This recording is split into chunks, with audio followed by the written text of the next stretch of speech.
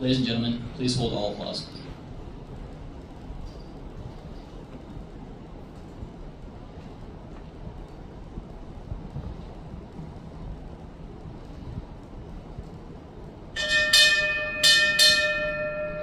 Auburn Tuskegee Consortium arriving.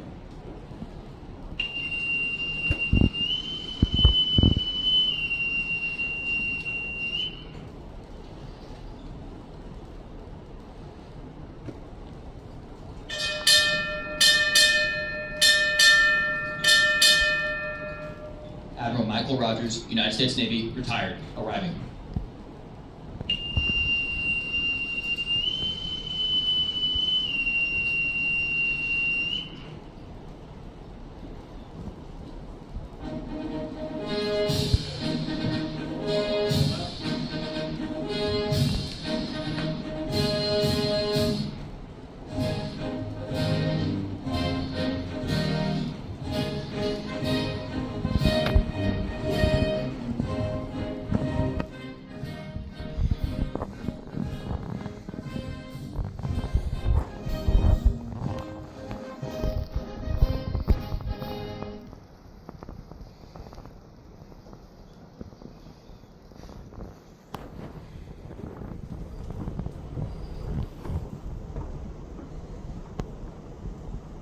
Today's invocation will be given by Captain Terry Gordon, United States Navy, retired.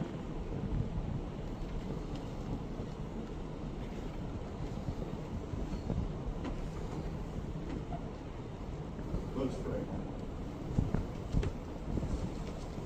Heavenly Father, we gather here today to recognize a time-honored tradition, which is the commissioning of an officer into the United States Sea Services. For these new ensigns and second lieutenants, may today's ceremony become a foundational memory of the accomplishments they have made in life and at Auburn. To the family, friends who are present, we recognize and honor the love and sacrifices they invested in their loved ones today. May they too know the pride that comes with the making of an officer in the United States Navy and Marine Corps. In this uncertain world that we live in today, we pray for the continued success of these young officers. Grant them wisdom, grace, strength, and perseverance as they lead the young men and women under their charge. May they be faithful always to the courage of those who have gone before us. And please, Lord, bless them with all your grace, protection, and success. Finally, Lord, please watch over all those who are forward deployed and their families. For it is in your most holy name that we pray. Amen.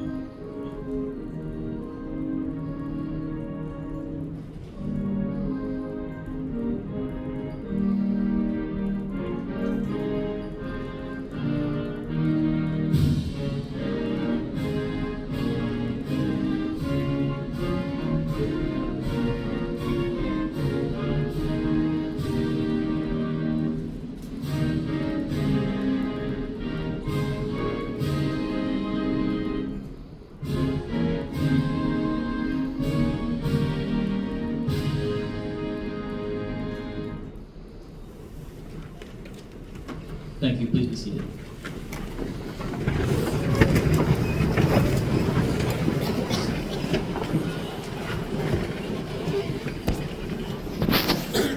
On this momentous day, we celebrate the commissioning of our senior class, consisting of midshipmen and officer candidates of the Auburn University Naval Reserve Officer Training.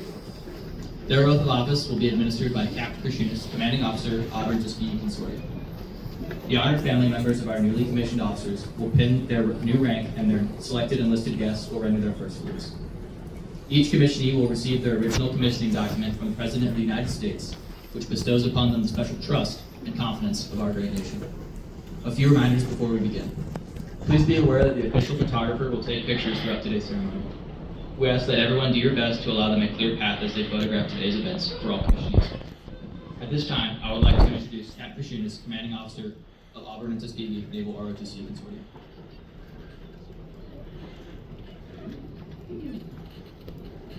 Morning, everybody. Let me grab my spectacles. I'm going to take the last 3 or 2 at the Pentagon, 14 hours a day, looking at computer screens for 6 days a week. So that's one thing the government gave me that I'll never forget. All right. All right, ladies and gentlemen, welcome to the commission ceremony for graduating midshipmen and officer candidates. I would like to give a special welcome to the family and friends who are here with us today. Thank you for taking time out of your busy schedules to attend today's ceremony. I know those that you flew into Atlanta, that commute is a little rough. The future of naval leadership is sitting before you to my left. Today, each of our commissionees will join the profession of arms and swear an oath to support and defend our Constitution, to protect the laws and form of government that ensure our freedoms and our way of life. The profession of arms demands that they provide an example to the world that service and sacrifice cannot be diminished by hardships and challenges. The oath that they're about to undertake demands that they display moral courage and always do what is right, regardless of the cost. We are all volunteers in our willingness to serve and to place other needs above our own. Leadership is the foundation of our profession. Today, this group of young Americans will go from a college student to leaders of sailors and Marines. They will be accountable for not only their own performance, but accountable for the performance and decisions of the men and women they lead. As we learned in leadership discussions, accountability can never be delegated. Within 12 to 18 months, these officers will likely be off an unfriendly coast or hostile environment and will be expected to make decisions in time of crisis and possible combat, just as sailors and Marines are doing today. More importantly, they will decide through their day-to-day actions and leadership the level of standards and performance of their watch teams, platoons, and divisions. The standards they develop will be the difference between an efficient combat team or one that falls apart in a time of crisis. They all have developed the foundations in critical thinking and character necessary to meet these responsibilities here at Auburn University and our OTC. Leadership may be the foundation of our profession, but being skilled warfighters and upholding standards is their trade. For the commissionees, a couple words of advice. During your training pipeline and first tour, burn the candle at both ends. More will be expected from you, more will be demanded of you. This is the time you will learn the most about your warfare specialty and where you will be the closest to young enlisted sailors and Marines under your charge. You must become an expert on both. Lean forward in getting involved in all aspects of the command. Every tactical operation, major evolution, and training event. It is the best way to learn your trade. Be even more aggressive on improving the readiness of your unit. If your CO and XO doesn't tell you to slow down once a month, you're not pushing hard enough.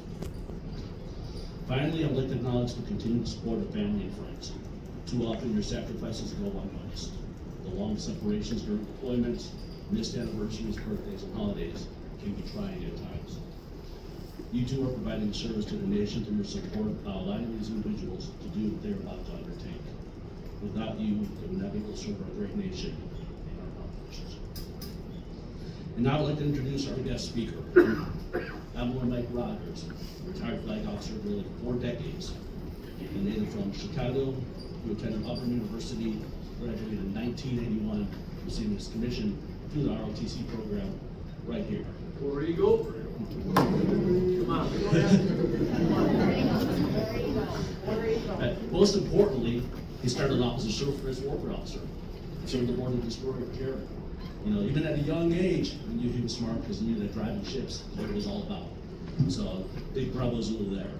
After 5 years, he was selected for redesignation into cryptology, now known as information warfare, in 1986.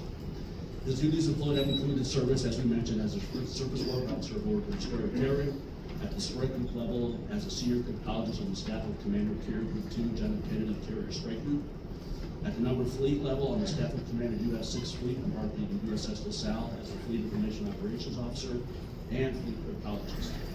He also led the direct support missions for U.S. Marines and service units in the Arabian Gulf and Mediterranean. Prior to selecting for flag, the Admiral served various joint tours afloat and ashore. He served at U.S. Atlantic Command, CJTF 120 Operations Support Democracy, which did the operations in Haiti, Joint Force Maritime Component Commander, European Theater, and Joint Staff, where he served as Special Assistant to the Chairman of the Joint Chiefs of Staff, Director of the Chairman's Action Group, and Leader of the JCS Joint Strategic Network. Since becoming a flag officer in 2007, he served as the Director for Intelligence for both the Joint Chiefs of Staff and United States Pacific Command, Commander of U.S. Fleet Cyber Command and U.S. 10 Fleet, and his last assignment as Commander of the United States Cyber Command and Director of the National Security Agency and Chief of Central Security Service under Presidents Obama and President Trump. So please let me give a warm welcome to Admiral Mike Rogers.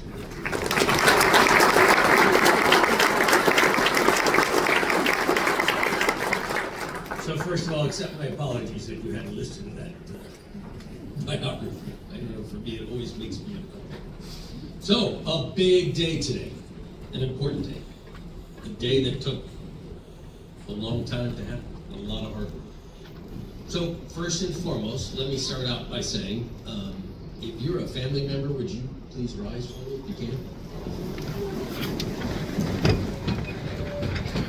None of the men and women on this stage would be here today if it wasn't for you.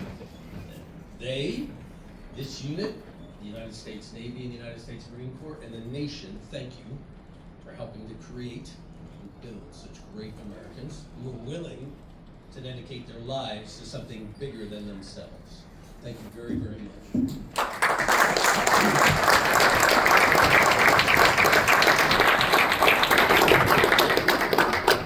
This is all also part of the exercise, because we keep it delightful. If you're a veteran, and you can, would you stand for us? The reason I asked you to stand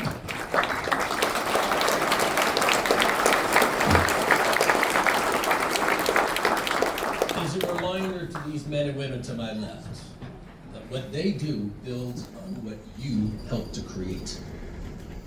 One thing you learn in service is you are an extension of a long line of men and women that have served this nation in uniform for 2.5 centuries. And everything you do during your time period builds on the hard work of the men and women who came before you. And you never, ever forget that. You never, ever forget that. Thank you all very much.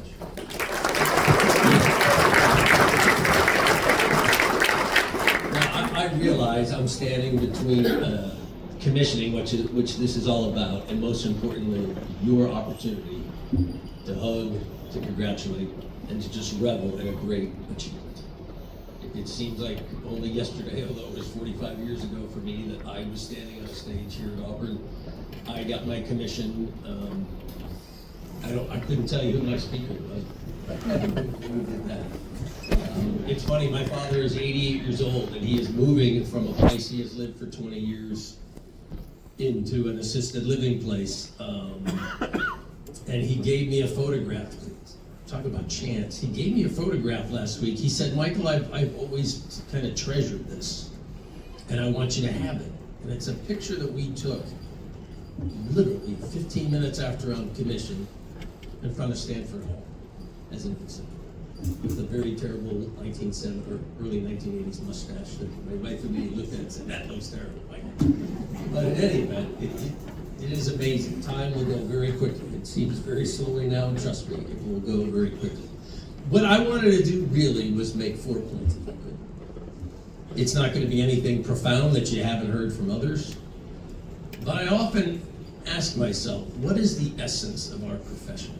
I didn't think that I was going to be in uniform for 37 years. In fact, when people ask me to describe it, I say, hey, my greatest accomplishment is I lived off the American taxpayer for almost 4 decades. And that's not easy to do, but I managed to do it. But I did something that I loved.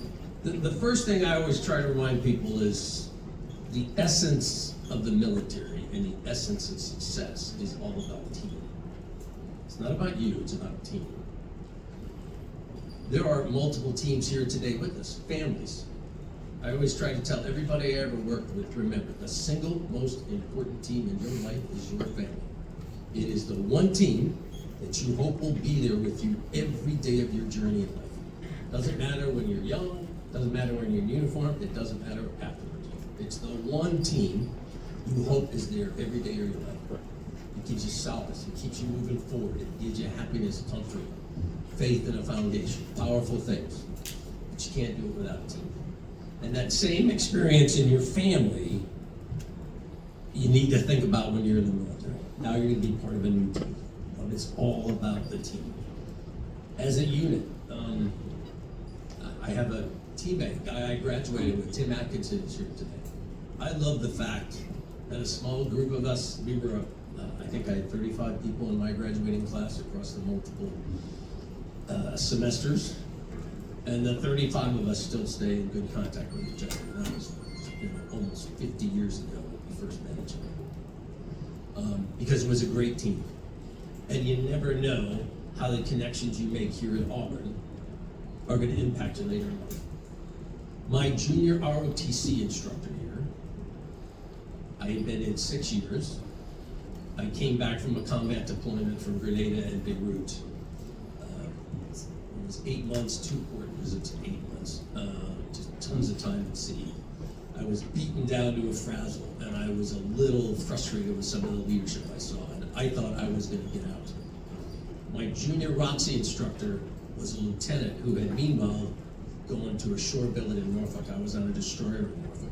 So I go to dinner, I come back from deployment, I see him, I go to dinner, and I'm telling him I'm getting out. And his wife says to me, "But you were the battalion commander.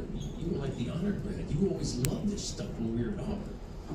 And I said, I do love the Navy, but I don't like the leadership that I'm watching. And she says to me, "Well, have you thought about doing something? If the problem is not the Navy, then why don't you think about doing something else?" Again, if it hadn't been for her, I'd have punched out. The wife of my junior ROTC instructor, 6 years after I graduated. It just shows you the power of people in life and the connections and this idea that team never ever stops. And in the military, man, your success, your unit's success is all built around the power of the team. It might be an entire ship, it might be an entire combat regiment, it might be a platoon, it might be a division, whatever. It is all about the power of the team. So make sure you guys are focused on building strong teams. The second of the 4 points I would make is always remember what we are about. It is about mission and it is about people. It is never about you. And when it becomes about you, it is time to go home because you have forgotten who we are and what we are. It's a hard life. And one of the things that makes it hard is it is about selfless sacrifice to others, not about you. It's easy to say, it is tough to live a life like that. You constantly are giving. You constantly are changing, failing to meet things that you want to do because it's all about how you try to meet the mission and support these men and women that you're honored to be able to work with. But that's what the military is all about. And these young men and women have indicated a willingness to take on that challenge. There's nothing, don't take that for granted. The third point I would make is you never know where this journey is going to take you. For some of you, sadly, you may have tried in training. You may be injured. You may decide you want to do this for your minimum service requirement and then decide, hey, I'm looking for a different challenge. Some of you may do it for 20 years. Some of you may, opt to do it even longer if you can. There's no right answer. There's no perfect time. There's no perfect career. It's all about you, what works for you. But just realize there are always twists in the road. Always things you didn't anticipate. Hopefully you work your way through it. I learned early in my career that the twists are opportunity many times. So the third point I would make to you, and this was, you heard I was the special assistant to the chairman of the Joint Chiefs, who happened to be the first Marine ever to be the chairman of the Joint Chiefs, 16th chairman of the Joint Chiefs, General Peter Pace. When I worked for General Pace, I had never met him before. He hires me. I was honored to work for him. I learned so much. Traveled with him everywhere he went in the world. We would spend hours together every day. And I asked him one time, "Sir, how did you get to be the first Marine ever to be a chairman? What was it?" And he said to me, "Mike, the biggest lesson I ever learned in my time in the military was bloom where you are planted." He said, focus wherever they send you, whatever job you're given, after you've given them, hey, this is what I want to do, and they sometimes will, if not often, say, well, thanks for the input, but here's what you're going to go do. Bloom where you're planted. Make the most out of every job, every opportunity. You never know what'll take you. In his case, he came out of being a rifle platoon commander in Vietnam at a high-intent offensive, 14 months in combat without a scratch. And he comes out and he's thinking he's pretty hot, and he told me this. He said, "I'm thinking I'm pretty hot." And they sent me to recruiting at Buffalo, New York. And he said, "I'm not from New York. I don't want to be in recruiting." But he said, "I learned so much about people. I learned so much about small teams. I learned so much about what it is the American citizens are looking for from their military." He said, "Those were invaluable lessons for me." So bloom where you're planted. The fourth and final is to remember what the touchstones of this profession are. And it is a profession, it is not a job. I would argue the three cornerstones for this are professionalism, integrity, and dedication. What do I mean? Professionalism. That is not only in your conduct, but it is in this idea that you must constantly learn, you must constantly improve, you must constantly strive to gain greater knowledge, to be more effective and better at your skill set. That takes work. You have to push yourself, as you heard the speaker say. You gotta push yourself to do it. It's not enough just to do the things you're assigned. You have to actively seek more knowledge, more experience. You have to push yourself. I don't care if you're a Marine, I don't care if you're a surface warfare officer, an aviator, you gotta push yourself to learn and be the best. Because the nation's counting on you and your teams are counting on you. So the professionalism piece, I think, keep pushing. The second point I would make is integrity, which is perhaps the most important thing of all. Because trust me, there are gonna be times in your career where it is not going well and you are gonna be tested. And the way you react, the level of resolve and integrity you show will not only signal the world who you are and what you are, but it will either ensure the effectiveness of your unit or it will destroy it. And I have seen both happen in my career. So remember this idea of integrity. It is always about doing the right thing, regardless of the price. And that is easy to say, and you never ever know when it's going to happen. But I guarantee it is going to happen. It's happened to me a few times in my professional life. And the last is this idea of dedication. This isn't a job. It's the most demanding, the most all-consuming, the most at times back-breaking work you will ever going to do. Now the flip side is, it is the most fulfilling. I will be the first to admit, for me, it was like a drug. I could not get enough of it. The harder, the more I loved it. The more I felt I was challenging myself. The more I felt I was trying to make a difference. So you need that kind of dedication. But you also have to remember that there are others who are counting on you. And driving yourself into the ground doesn't help in the long run. And remember, I started by talking about the importance of that team, particularly that most important team, your family. I have watched plenty of service members destroy their health, lose their friends, lose their families, because they were so focused and so dedicated. They forgot about the broader context. Don't forget about the broader context, even as you focus on that professionalism and integrity. Lastly, find the right partner. It'll be the most important decision. In my experience, I tell my own sons, one of whom went into the Navy as well as a submarine officer, it is the most important decision you will ever make in your life in many ways. When you get it right, it is the most fulfilling, most sustaining thing that will ever happen to you. It will keep you focused, powered, motivated when things are going poorly. It will bring you a level of joy, fulfillment, and contentment that is hard to find anywhere else. And it will bring a smile to your face in the worst of times, particularly as you get older. So take the time to find the right one, because this is a hard, like I said, this is a hard profession. And you never know where you're going to meet them. I met my wife at a bar on Liberty off my first ship. Now, my wife is embarrassed when I say that, and I tell her, look, I was a surface warfare officer, so meeting a woman in a bar, this is big points in my life. The culture that I came from, this is big points.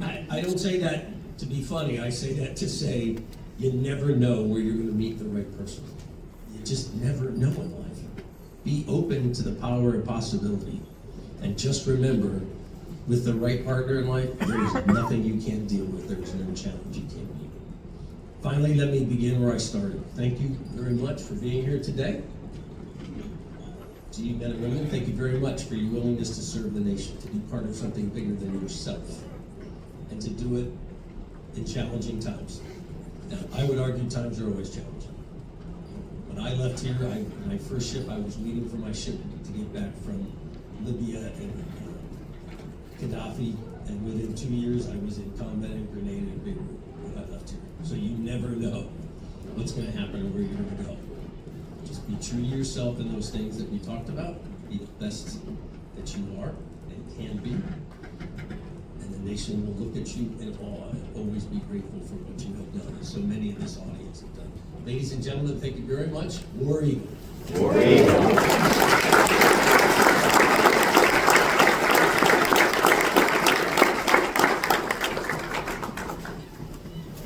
Thank you, Admiral Levy. The wording in the present oath of office is essentially the same to which American military officers have sworn since 1776. The military oath is steeped in tradition and is as old as the profession of arms, tracing back to the allegiance sworn to kings and emperors.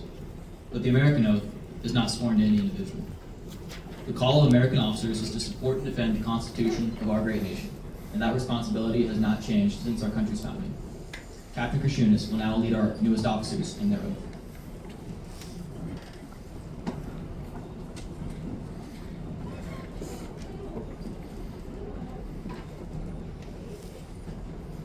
I, Michael Bergen. I, Pedro Bianco. I, Nolan Brennan. Hi, Kennedy Brooks. I, Grant Carpenter. Hi, Sandra Hall. I, Andy Smalley. I, Thomas Dunn. I, Richard Diller. I, Josh Carter. I, Brandon Ray. I, Joseph Bannon. I, Nathaniel Ferry. I, Nathan Faber. Do solemnly swear that I will support and defend the Constitution of the United States against all enemies, foreign and domestic. And I will bear true faith and allegiance to the same. And I take this obligation freely, without any mental reservation or purpose of evasion. And I will faithfully and well execute the duties of the office which I'm about to enter. So help me God. Congratulations, ensigns and second lieutenants.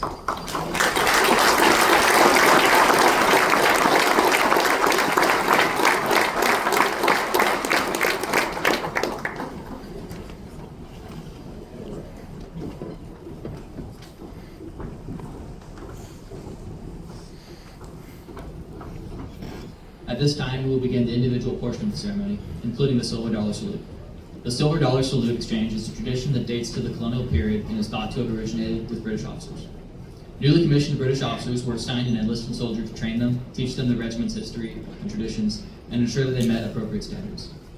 Grateful lieutenants often showed their heartfelt gratitude by informally compensating the enlisted man with a gold or silver currency. The tradition continues today as newly commissioned officers present a silver dollar to their first enlisted military member who salutes them. The coin symbolically acknowledges the receipt of respect due to the new rank and position, but to every new officer, it has a special significance. In addition to the receipt of respect, the silver dollar signifies a deep sense of gratitude for the knowledge and wisdom enlisted personnel, especially non-commissioned officers, have passed on to young men and women during their training. It is acknowledgement from one professional to another. Welcome to our service, and welcome to the profession of arms. We ask that you please hold your applause until the completion of this portion of the ceremony. Ensign Bergen, front and center.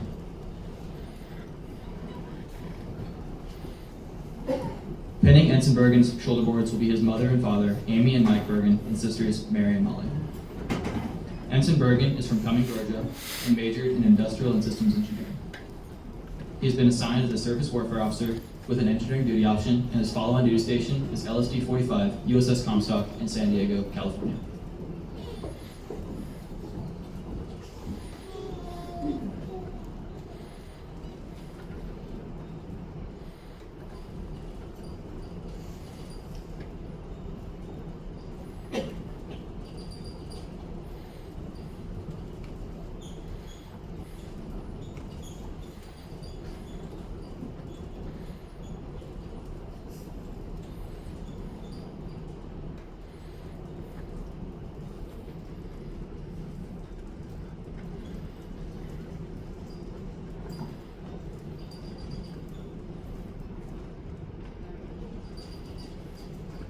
Thank you, Ensign Bergen's family.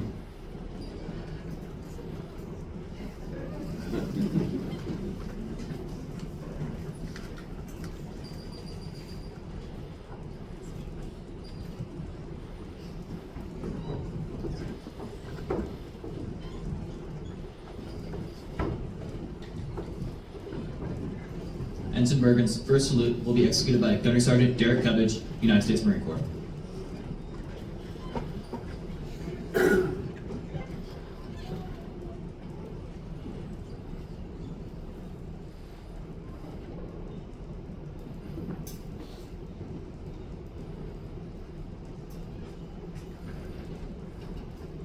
Thank you, Gunnery Sergeant Cubbage. Now introducing Ensign Bergen.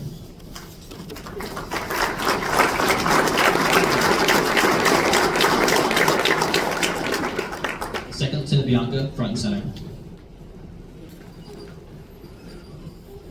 Pinning Second Lieutenant Bianca's gold bars will be his mother and father, Jacqueline and Anthony Bianca, his siblings, Teresa, Zach, and Vincent Bianca, and godmother, Felipa Bianca. Second Lieutenant Bianca is from Huntsville, Alabama, and majored in aviation management.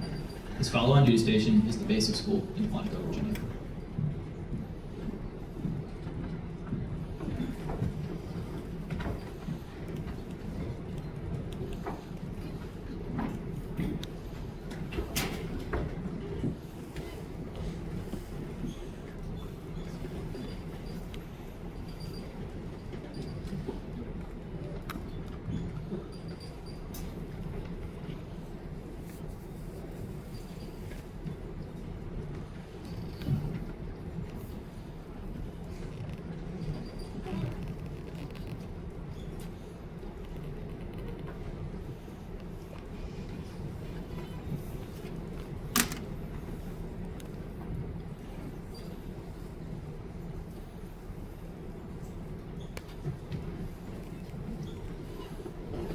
Thank you, Second Lieutenant Bianca's family.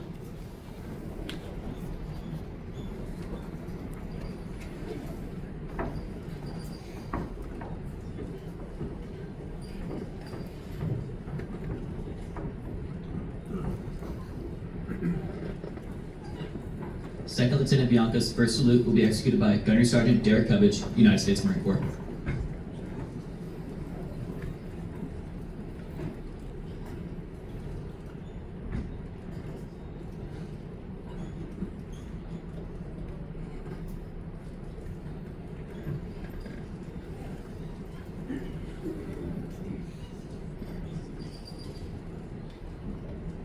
Thank you, Gunnery Sergeant Cubbage.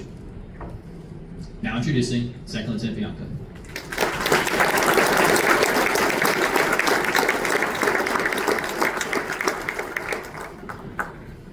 Second Lieutenant Brennan, front and center.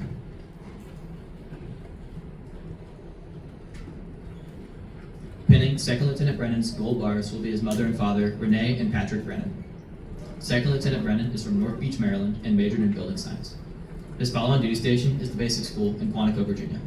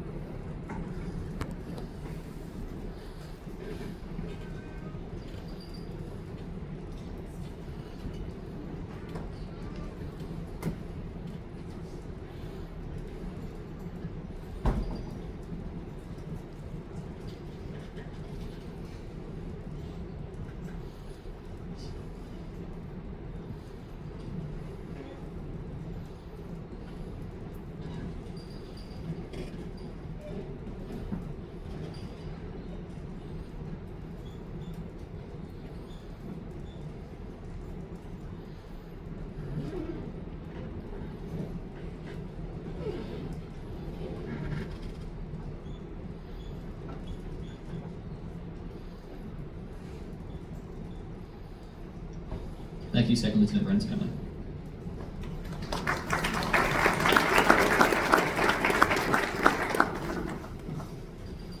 Second Lieutenant Brennan's first salute will be executed by Gunnery Sergeant Derek Cubbage, United States Marine Corps.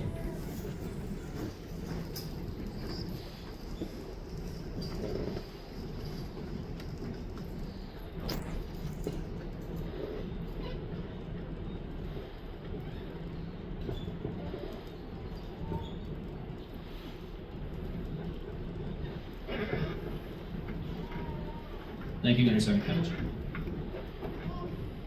Now introducing Second Lieutenant Brennan.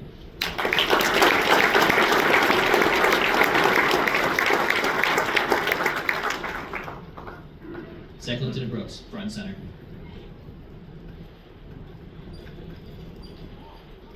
Pinning Second Lieutenant Brooks' gold bars will be her mother and father, Valley Brooks and Jason Brooks, and sisters Hadley and Cheney Brooks.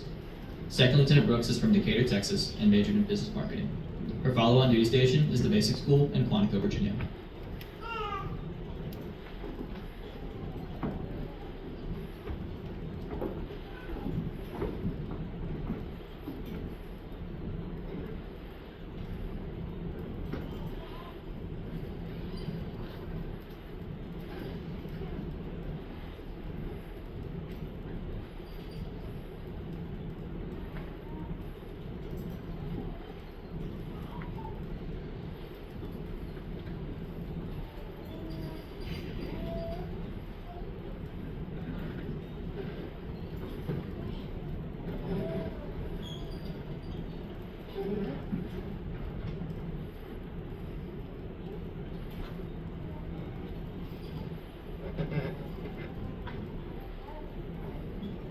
Thank you, Second Lieutenant Brooks.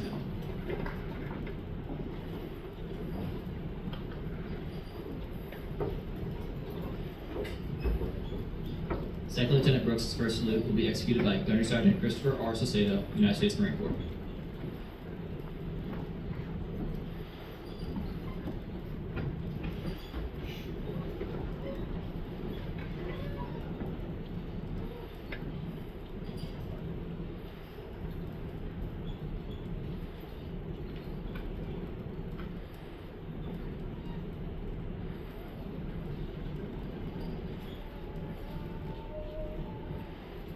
Thank you, Gunnery Sergeant Saucedo. Now introducing Second Lieutenant Brooks.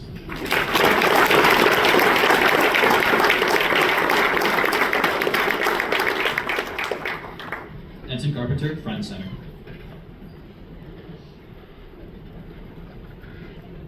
Pinning Ensign Carpenter shoulder boards will be his father, Dr. Lawrence J. Carpenter Jr., and his uncle, Captain Carl Carpenter, United States Navy, retired. Ensign Carpenter is from Mobile, Alabama, and majored in computer science. He's been assigned as a student naval aviator, and his follow-on duty station is Naval Air Station, Pensacola, Florida.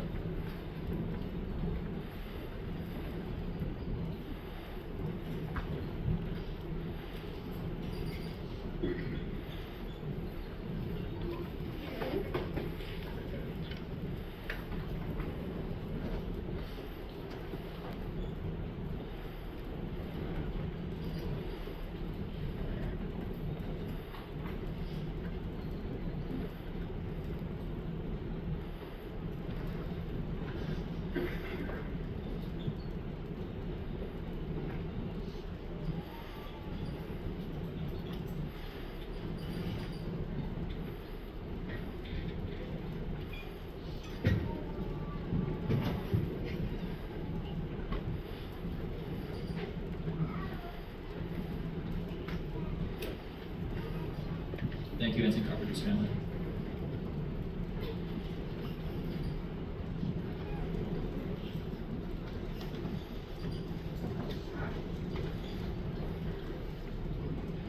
Ensign Carpenter's first salute will be executed by Gunnery Sergeant Derek Cubbage, United States Marine Corps.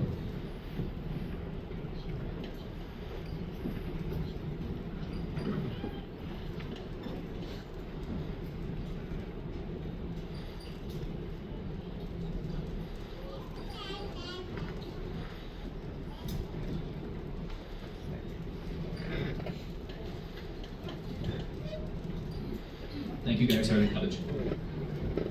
Now introducing Ensign Carpenter.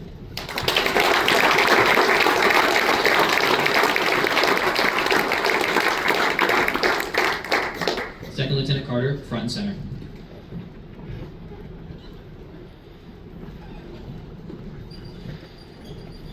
Pinning Second Lieutenant Carter's gold bars will be his mother and father, Brenda and Jack Carter, and fiancee, Hannah Sharp. Second Lieutenant Carter is from Birmingham, Alabama, and majored in building science. His follow-on duty station is the basic school in Quantico, Virginia.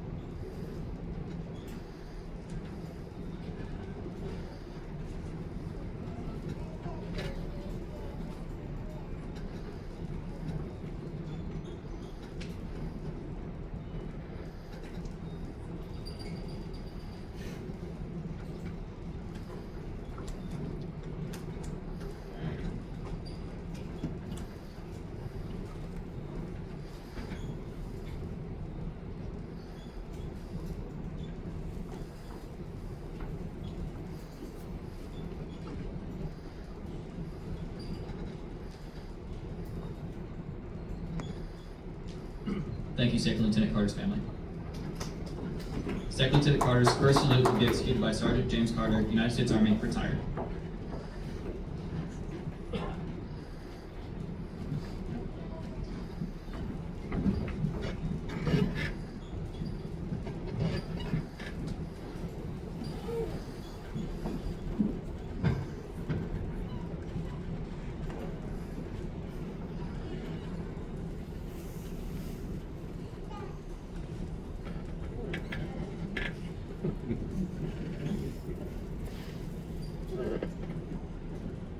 Thank you, Sergeant James Carter. Now introducing Second Lieutenant Carter.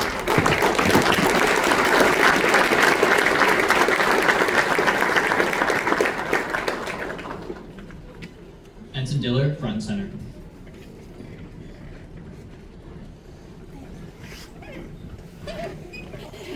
Pinning Ensign Diller's shoulder boards will be his mother and father, Heather and Jeffrey Diller. Ensign Diller is from Ackworth, Georgia, and majored in industrial and systems engineering. He has been assigned as a nuclear surface warfare officer, and his follow-on duty station is LHD-2 USS Essex in San Diego, California.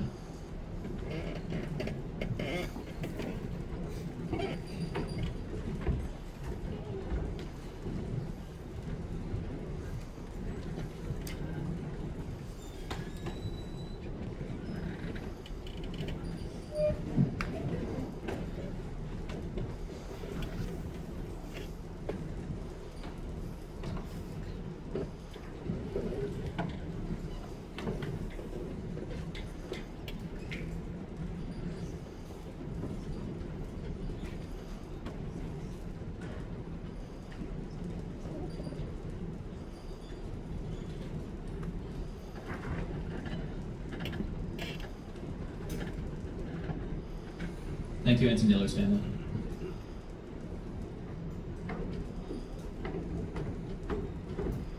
Ensign Diller's first salute will be executed by Sergeant Scott Kozlowski, United States Army, retired.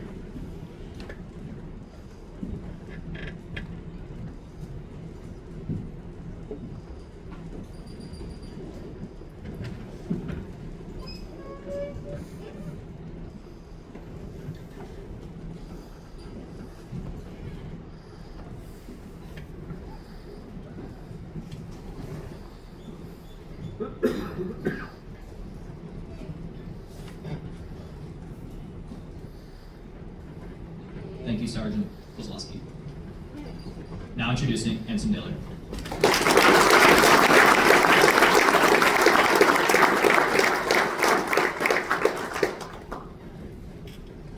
Ensign Dunn, front and center.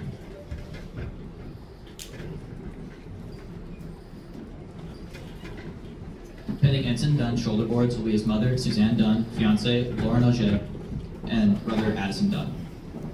Ensign Dunn is from Freeport, Florida, and majored in chemical engineering. He's been assigned as a submarine warfare officer and his follow-on duty station is Naval Nuclear Power School in Charleston, South Carolina.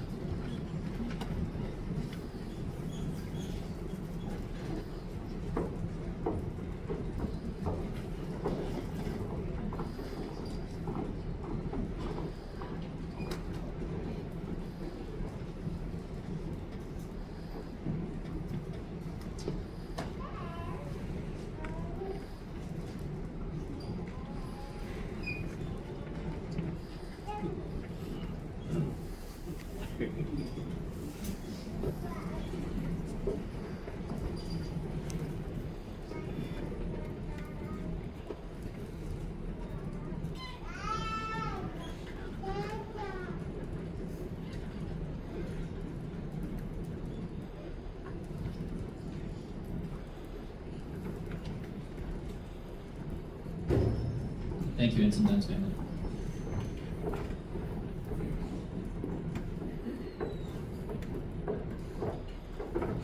Ensign Dunn's first salute will be executed by Sergeant Major Adam Dunn, United States Army.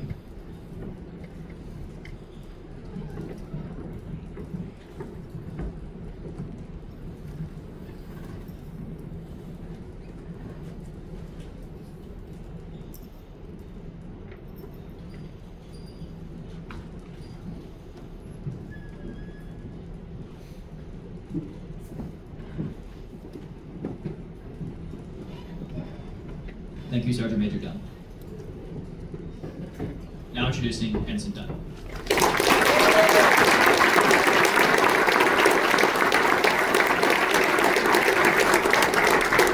Ensign Halley, front and center.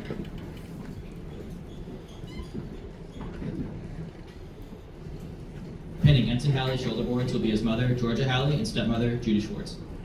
Ensign Halley is from St. Simons Island, Georgia, and majored in industrial and systems engineering. He's been assigned as a naval flight officer and his follow-on duty station is Naval Air Station, Pensacola, Florida.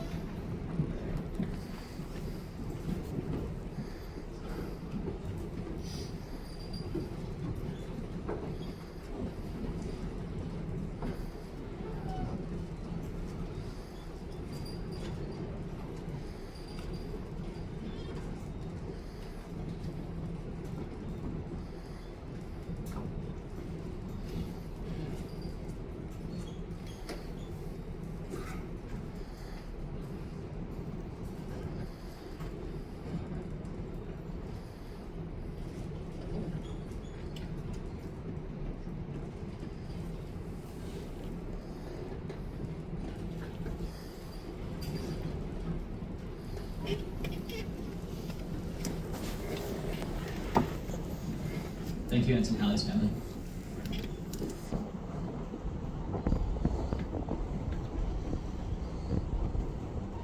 Ensign Halley's first salute will be executed by Chief Petty Officer Ann Witt, Naval, United States Navy, retired.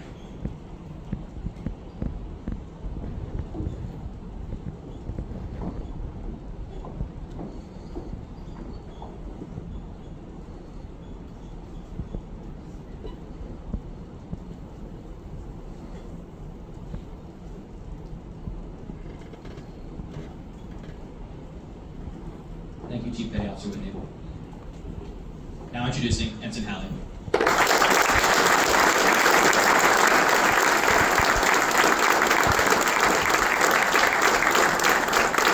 Ensign Holmes, front and center. Pinning Ensign Holmes' shoulder boards will be her mother and father, Amanda and Mark Holmes, and brothers Nathan and Michael.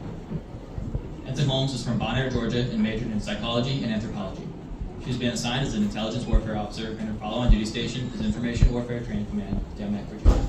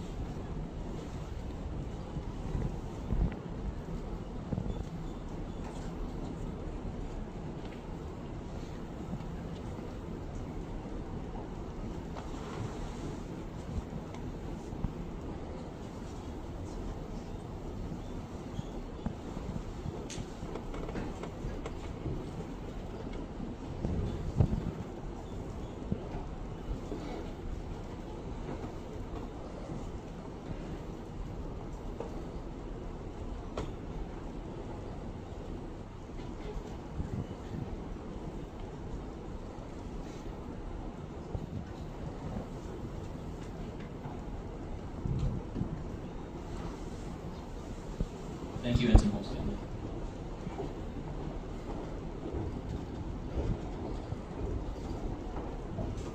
Ensign Holmes' first salute will be executed by Sergeant Ronald McCracken, United States Army, retired.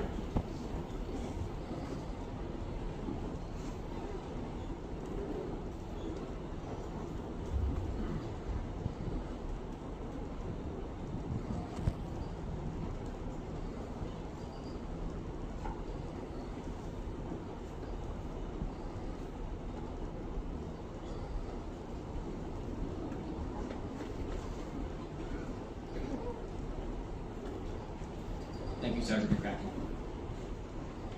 Now introducing Ensign Holmes.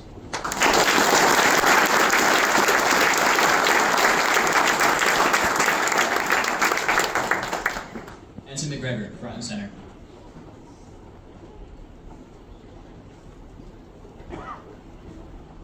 Pinning Ensign McGregor's shoulder boards will be his mother and father, Summer and Kent McGregor. Ensign McGregor is from Enterprise, Alabama, and majored in industrial and systems engineering. He has been assigned as a submarine warfare officer, and his follow-on duty station is Naval Nuclear Power School in Charleston, South Carolina.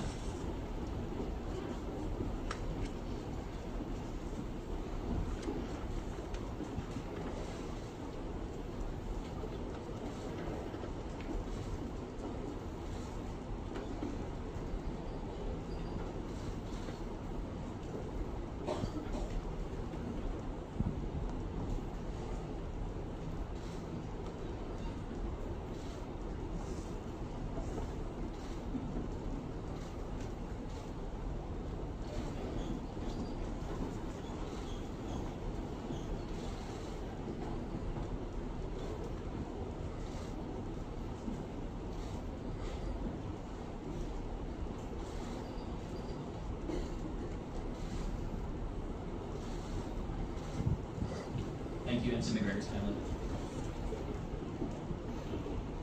Ensign McGregor's first salute will be executed by Master Sergeant Robert Watson, United States Air Force, retired.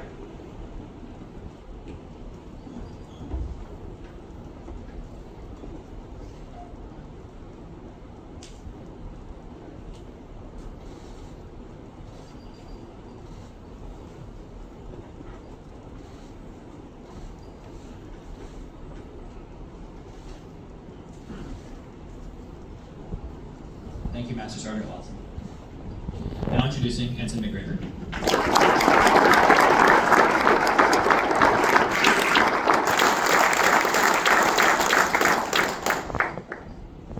Second Lieutenant Manning, front and center.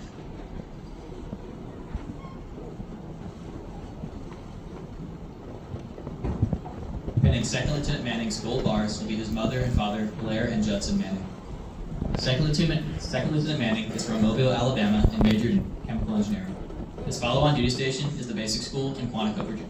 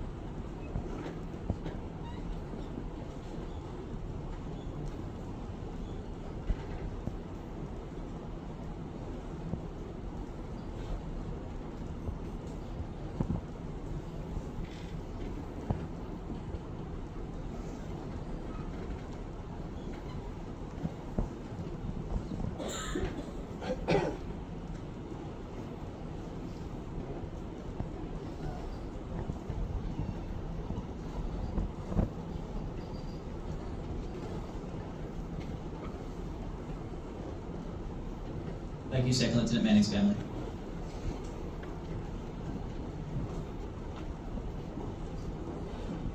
Second Lieutenant Manning's first salute will be executed by Chief Petty Officer Ann Whitnable, United States Navy, retired.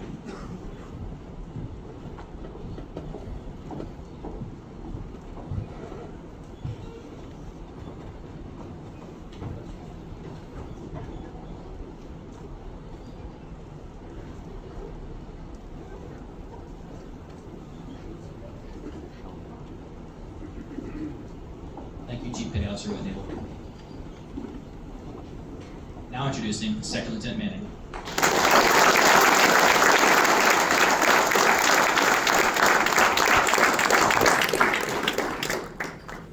Ensign Perry, front and center.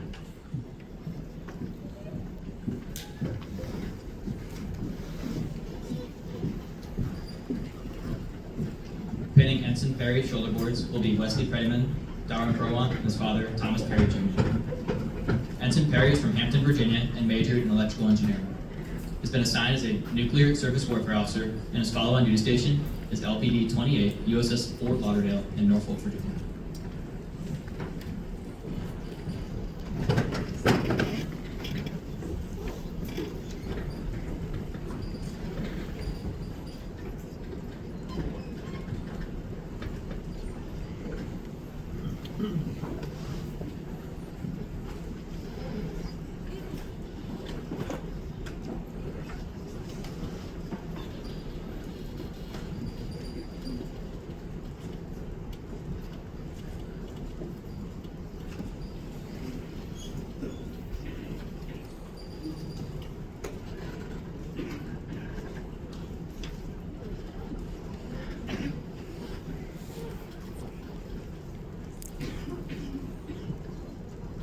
Thank you, Ensign Perry's family. Ensign Perry's first salute will be executed by Chief Petty Officer Brock Milble-Brandon, United States Navy.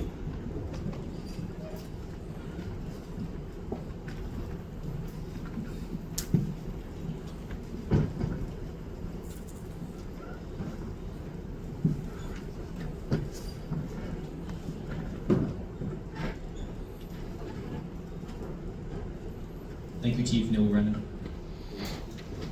Now introducing Ensign Perry.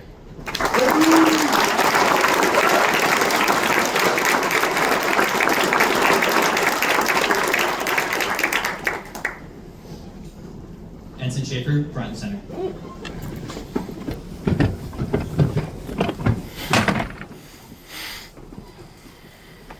Pinning Ensign Schaefer's shoulder boards will be his sister and aunt, Samantha and Jessica Schaefer, and his stepfather, Tony Mapes. Ensign Schaefer is from Derby, Kansas, and majored in mechanical engineering. He's been assigned as a surface nuclear warfare officer, and his following duty station is LPD 22, USS San Diego, in Sasebo, Japan.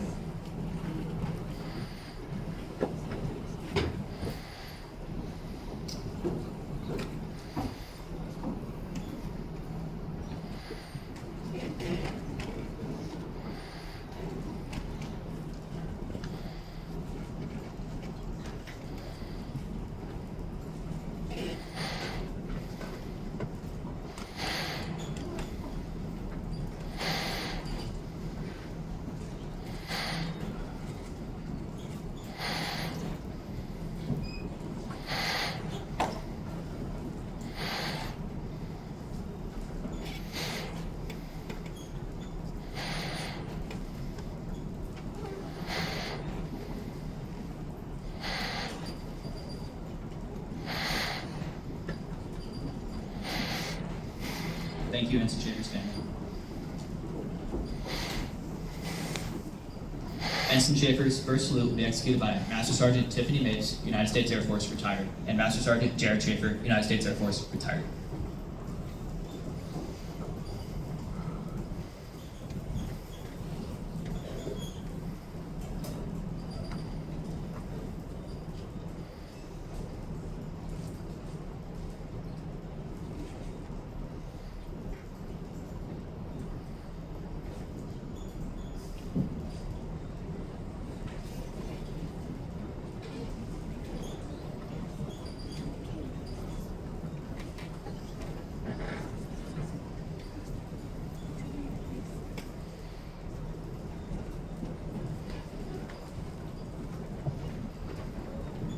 Thank you, Master Sergeant Mapes and Master Sergeant Schaefer.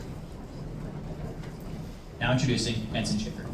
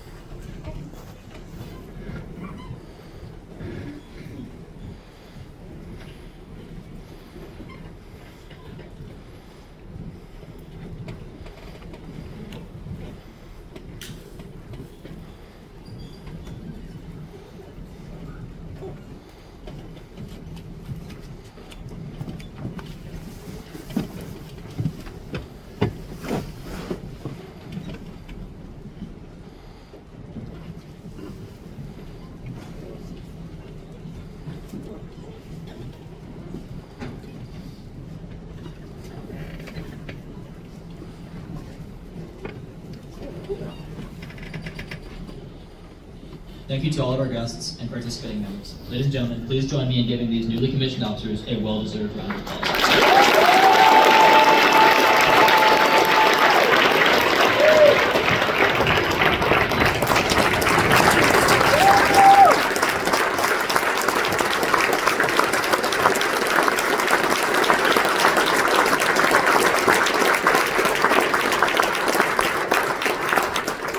I ask that you all please remain standing for the playing of the Navy and Marine Corps anthem.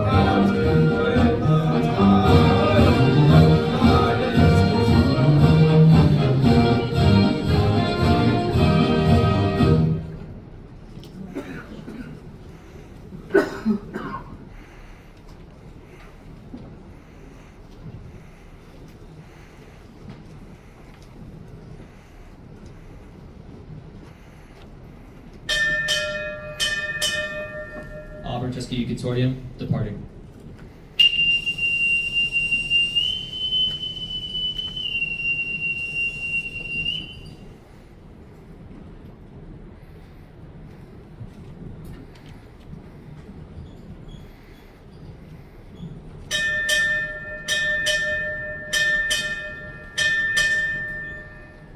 Admiral Michael Rogers, United States Navy, retired, departing.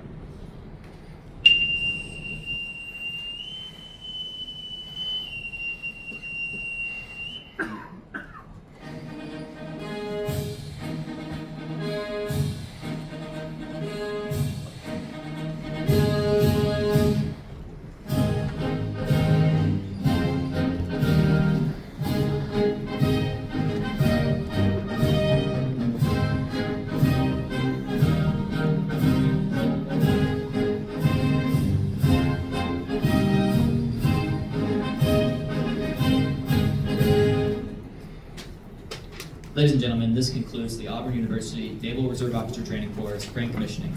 Official photos may be taken up front. Thank you so much for attending this momentous occasion.